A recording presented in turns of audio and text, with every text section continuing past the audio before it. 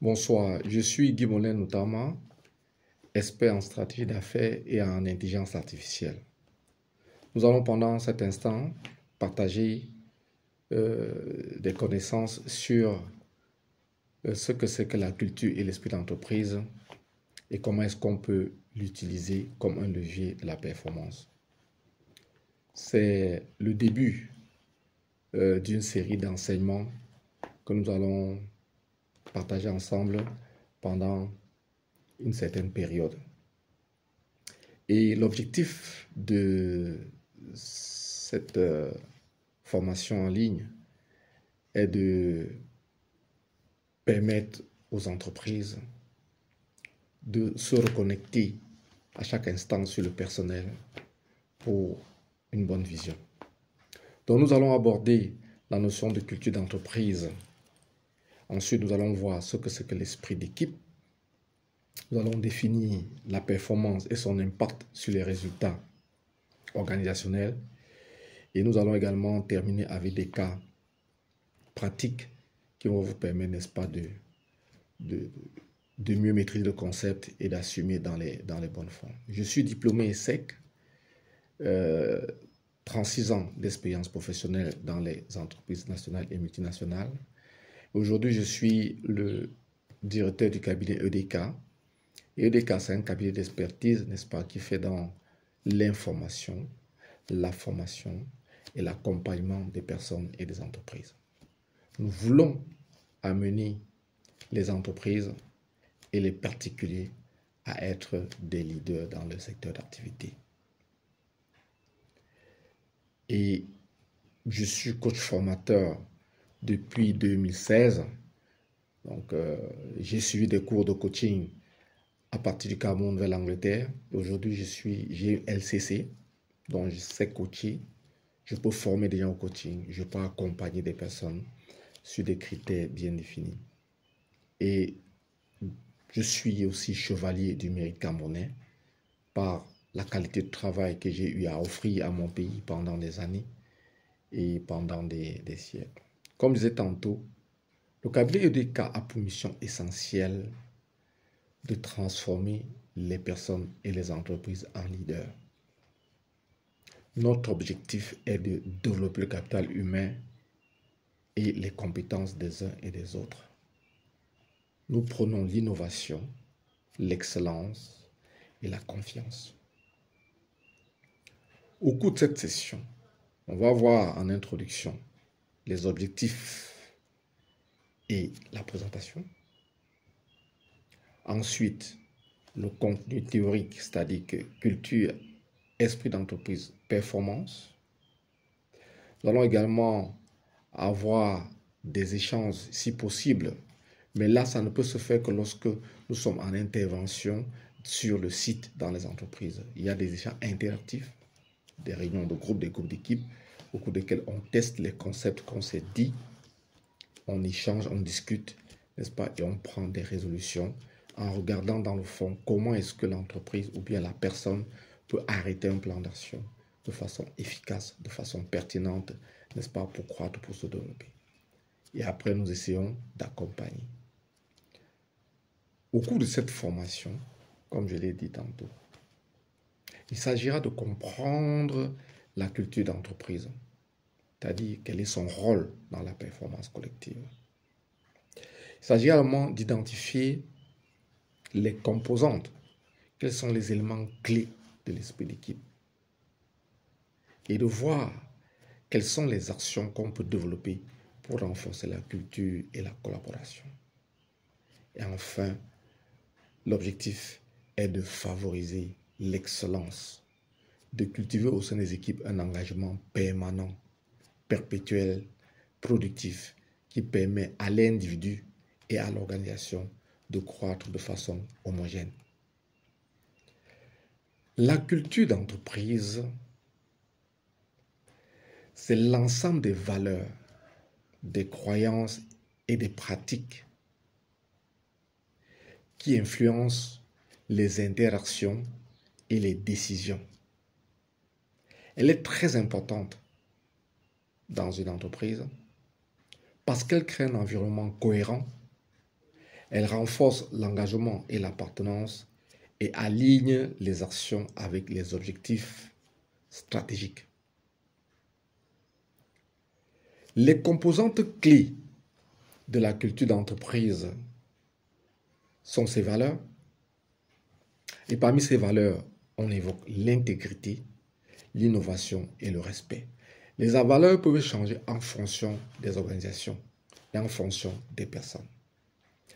Le deuxième élément clé de la culture d'entreprise, c'est la mission. Quels sont les objectifs à moyen, à court terme et à long terme de l'organisation ou bien de la personne? Il y a le troisième élément qui est les normes.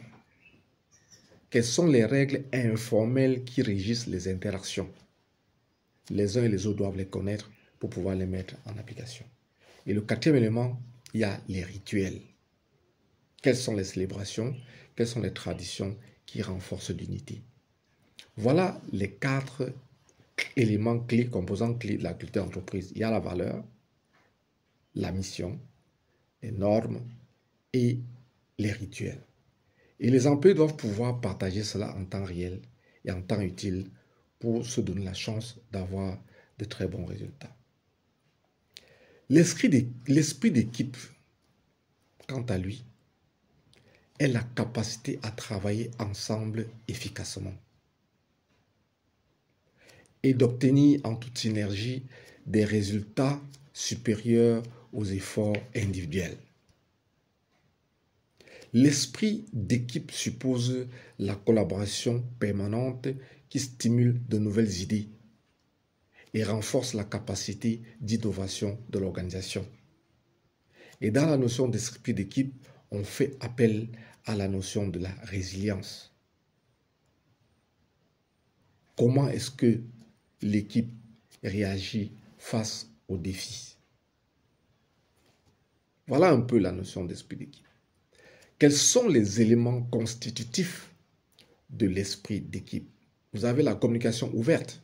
Ça, c'est le premier élément.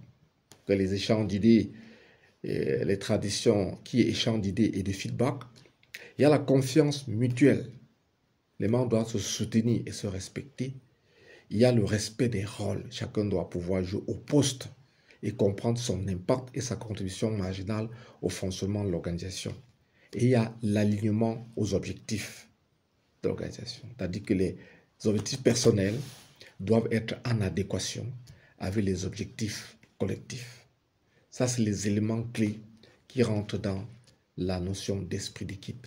Si on peut les résumer, on a la communication ouverte, on a la confiance mutuelle, on a le respect des rôles et il y a l'alignement des objectifs. Maintenant, quel est l'impact de la culture sur l'esprit d'équipe? Lorsqu'il y a une culture d'entreprise efficiente, on obtient 100% de collaboration. C'est-à-dire que quoi? C'est-à-dire qu'une culture forte favorise la coopération. On obtient 85% d'autonomie. C'est-à-dire que les équipes sont plus autonomes et plus performantes. Et à la fin, on obtient 90% d'unité. C'est-à-dire que les visions communes facilitent le travail d'équipe. Et c'est ça l'impact de la culture d'entreprise sur l'esprit d'équipe. Comment renforcer l'esprit d'équipe dans une entreprise? 1. Il faut encourager la collaboration. Il faut savoir célébrer les réussites collectives. Il faut savoir reconnaître et valoriser les efforts des uns et des autres. Et il faut accepter la diversité parce que c'est dans la diversité qu'on rencontre des perspectives différentes, n'est-ce pas, qui enrichissent la collaboration et permettent à l'entreprise de progresser. Et maintenant, la culture d'entreprise et la performance sont les éléments clés d'un système qui veut croître, qui veut émerger, qui veut se développer. Lorsqu'on regarde une entreprise au quotidien, on se rend compte qu'il existe une culture et un esprit d'entreprise en regardant le type de leadership. leadership? Est-ce que les leaders qui sont là, que ce soit des cadres supérieurs, intermédiaires ou directeurs généraux, incarnent les valeurs que l'organisation s'est fixées? Au quotidien, on regarde cela. Au quotidien, on regarde la communication régulière. Est-ce qu'il y a transparence dans les échanges entre les individus? Est-ce qu'il y a un respect des délais? Est-ce qu'il y a une certaine régularité dans les communications? Est-ce qu'il y a un certain respect dans les communications? On regarde cela. Et on regarde également dans notre quotidien s'il y a la notion de prise d'initiative. Donc, si vous entrez dans une entreprise aujourd'hui pour savoir s'il y a un esprit d'équipe ou bien s'il y a une culture qui prévaut, vous devez regarder 3 paramètres. Le leadership exemplaire, la communication régulière et la prise d'initiative. Ça sont des éléments qui ne trompent pas. Et à la fin de cet entretien, quelques minutes, vous devez retenir que la culture est essentielle pour le succès d'une organisation. C'est un élément fondamental de la performance optimale. L'esprit d'équipe est quelque chose d'important parce qu'il permet de maximiser les résultats collectifs. Et cela permet également de faire en sorte que l'individu ne soit pas au-dessus de l'organisation. Ça, c'est important. Et aussi, vous devez retenir qu'au quotidien, il faut poser des actions pour renforcer l'engagement et la collaboration.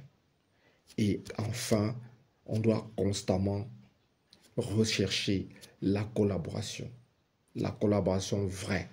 C'est cela qui crée l'innovation. Et c'est l'innovation qui permet de trouver des nouveaux produits, des nouveaux services, des nouvelles solutions aux problèmes qui sont posés. Ceci étant, nous avons avec vous regardé au cours de ces minutes les éléments de la culture d'entreprise, les éléments de l'esprit d'équipe, comment les deux peuvent fusionner pour permettre à une organisation d'être favorable. Et on s'est rendu compte que tout cela part des valeurs.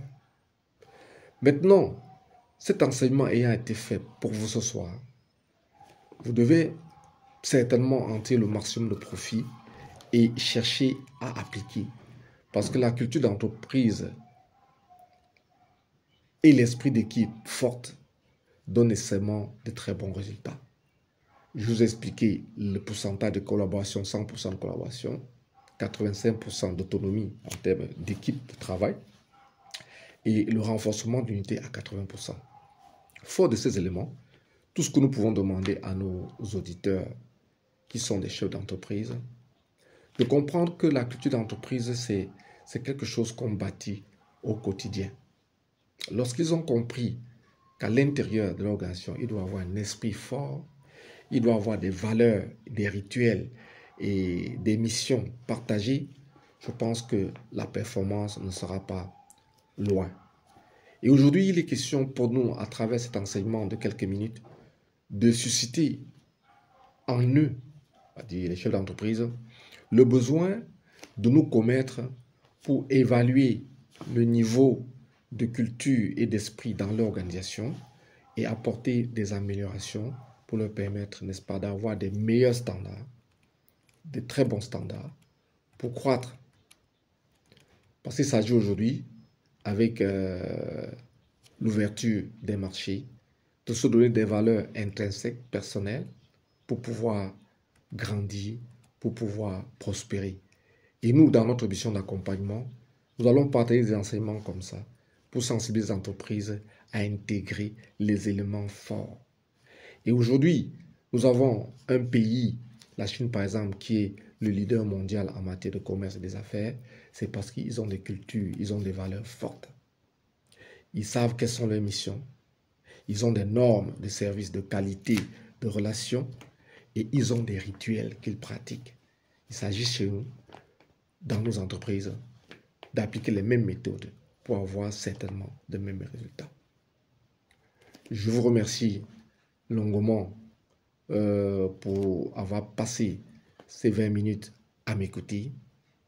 Je vous remercie aussi pour avoir accepté partager ce moment avec moi sur la notion de culture et esprit d'entreprise comme levier de performance. Et nous vous invitons à regarder dans votre entreprise si elle existe en fait, dans les faits, Si elle n'existe pas, n'hésitez pas. Appelez-nous. Nous allons venir vous aider à la réactiver ou bien à la mettre en place pour vous garantir de très meilleurs résultats. Pensez toujours que lorsque vous avez créé une entreprise, ce n'est plus votre affaire.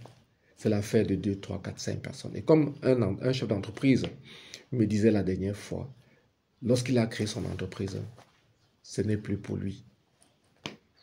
Il n'est qu'un pion. L'entreprise appartient à 400 à 700 employés qui sont à l'intérieur. Donc les questions pour nous, à partir de cette expérience-là, de vous dire de ne pas considérer que vous êtes en train de dépenser de l'argent en nous faisant venir chez vous regarder le degré d'application ou bien le degré d'insertion de la notion d'esprit d'équipe et de culture d'entreprise, mais dites-vous que c'est un investissement à très long terme que vous êtes en train de faire.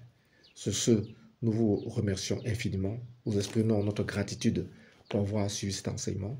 Nous espérons que cela va certainement provoquer en vous quelque chose et nous sommes à votre disposition, n'est-ce pas, pour l'implémenter dans votre organisation.